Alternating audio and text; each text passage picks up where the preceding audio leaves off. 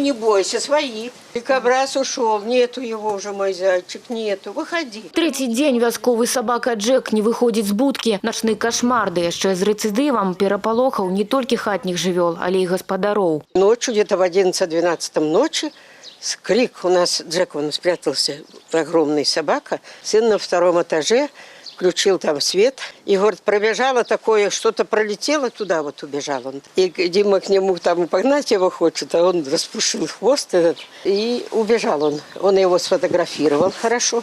Ну и не было его. Но мы видели изредка норы рытые. Калі страх адступіў, начного гостя па фота ідэнтыфікавалі. Гэта аказаўся трапічны дзікабраз. Як экзотыка патрапіла ў беларускі лес – вялікае пытанне. Але звер тым часам ужо працягваў падарожжа па рэгіёне. Перапалоханыя вяскоўцы нават выклікалі міліцыю, але там ім не поверили. Милиционер приехал, говорит, вы на учете стоите на него.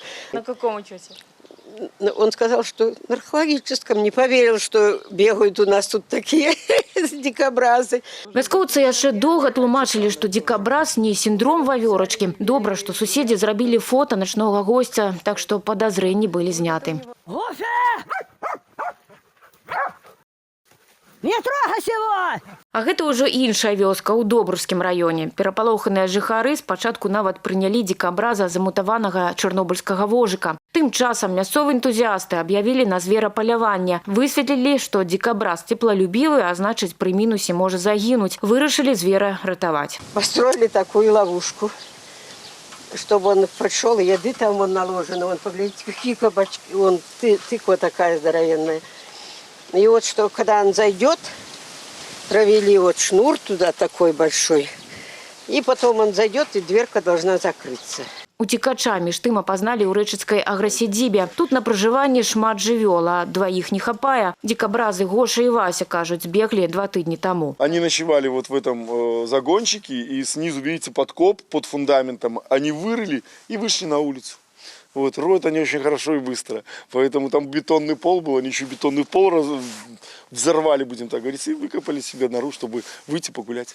Они сбежали, потом вернулись, мы их снова поймали. Сейчас они снова вышли. Мне звонят периодически, мне люди звонят, я примерно локацию наблюдаю, как они перемещаются. Спрашивают, как их лучше поймать. Я говорю, если поймаете, я вам вознаграждение дам. А ловить несложно. Обычные перчатки или... для сварщика, как рукавицы называются. Набросили или в угол зажали, этими рукавицами взяли, он не прокалывает ничего. А так они ручные, они на колени садятся, их можно даже погладить. У вёсцы Зябраўка план перахопу ўсё ж таки спрацаваў. Адна з жыхарак закрыла калючага гостя ў сваім хляву. Гаспадар дикобраза дастаўкай у роднай пенаты займаўся асабіста. Его словить очень сложно, но директор, так как его уже не первый раз ловит, он уже знает, как с ним обращаться, поэтому возвратили. Непаседлівага Гошу пасадзілі ў клетку, але быў ён там недоўга, вось што з ёю стала. А тым часам другі дикобраз усё яшчэ на волі. Праз прагрызаную дзірку ў плоце, кажуць, прыходзіць ноччу паесці. Так што план перахоп працягваецца, вяскоўцам па-ранейшаму будзе не сумна. Ірына Драбушэўская, Валерый Гапанько, тэлерадыёкампанія «Гомель».